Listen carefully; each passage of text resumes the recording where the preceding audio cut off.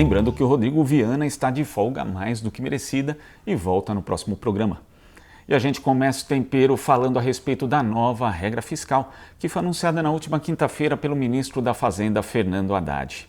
A ideia é que ela substitua a lei do teto, o teto de gastos, aquele ordenamento bastante inflexível criado durante o governo Michel Temer, mas que continuou no governo de Jair Bolsonaro e que acaba limitando demais os investimentos públicos, em especial na área social, que é uma área que o Brasil necessita demais.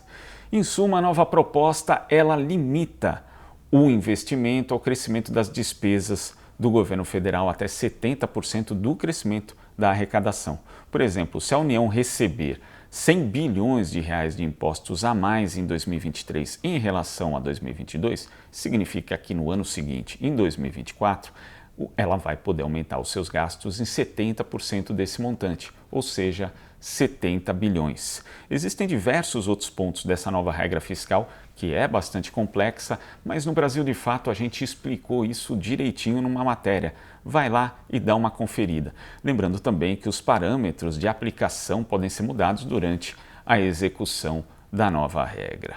Na prática, essa regra fiscal serve a duas coisas. Primeiro, como falei, permitir a volta do investimento, já que ele estava muito limitado com esse regramento estabelecido pelo teto de gastos. E, por outro lado, também significa um aceno ao mercado, mostrando que o governo tem compromisso com a responsabilidade fiscal.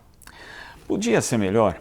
Para muitos economistas do campo da esquerda, sim, podia. Mas é bom lembrar que esse movimento já foi feito, por exemplo, no início do primeiro governo Lula, ali em 2003, quando também existia um clima de desconfiança muito grande e a situação econômica do Brasil, inclusive, era ruim, mas bem menos pior do que hoje, depois de 4 anos de terra arrasada de Jair Bolsonaro, junto com a pandemia e também o governo de Michel Temer.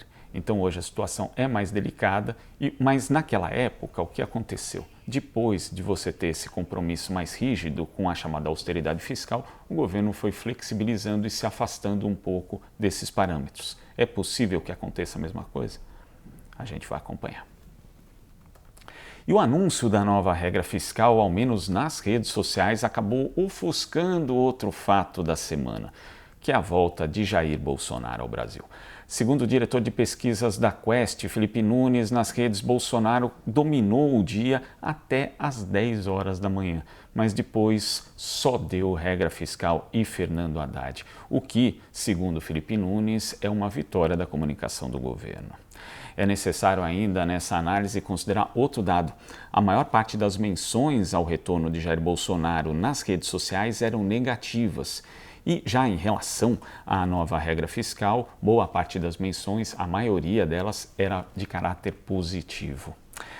E nas redes sociais também o termo flopou, associado à volta de Jair Bolsonaro, chegou aos assuntos mais comentados do Twitter. Para quem não conhece essa expressão, flopar significa dar errado, fracassar. Isso porque esperava uma grande festa, uma recepção muito calorosa dos apoiadores de Jair Bolsonaro, mas a realidade ficou muito longe da expectativa dos apoiadores do ex-presidente. O que motivou, inclusive, um comentário do ministro das Relações Institucionais do governo Lula, Alexandre Padilha. Tenho dito desde o começo que esse tema do marco fiscal, ele não é um debate entre governo e oposição. Quem quiser tentar criar o ambiente de conflito que existia no país no governo anterior, vai se dar mal, não vai ter sucesso, vai flopar, como flopou a recepção no aeroporto hoje do ex-presidente que voltou ao país depois de ter fugido do país. Flopou. Mais uma vez ele se demonstrou que é um líder de pé de barro, quando fugiu do país.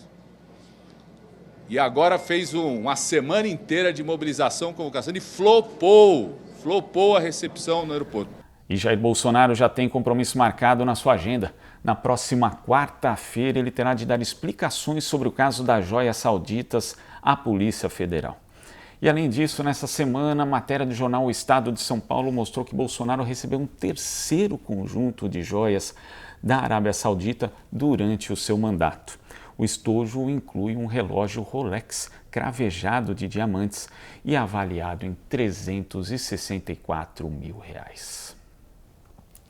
É bom lembrar que o agora ex-presidente é alvo de 16 ações no âmbito da Justiça Eleitoral e qualquer uma dessas ações pode torná-lo inelegível, ou seja, impedir que Bolsonaro no futuro concorra a cargos públicos. E não é só Bolsonaro que enfrenta problemas não, tem apoiador dele que passou carão na Câmara dos Deputados. O ministro da Justiça e Segurança Pública, Flávio Dino, foi a uma audiência da Comissão de Constituição, de Justiça e Cidadania na última terça-feira e teve que desmentir uma das muitas fake news que são divulgadas pelos parlamentares da extrema-direita. O deputado André Fernandes, do PL do Ceará, afirmou que o ministro respondia a centenas de processos na Justiça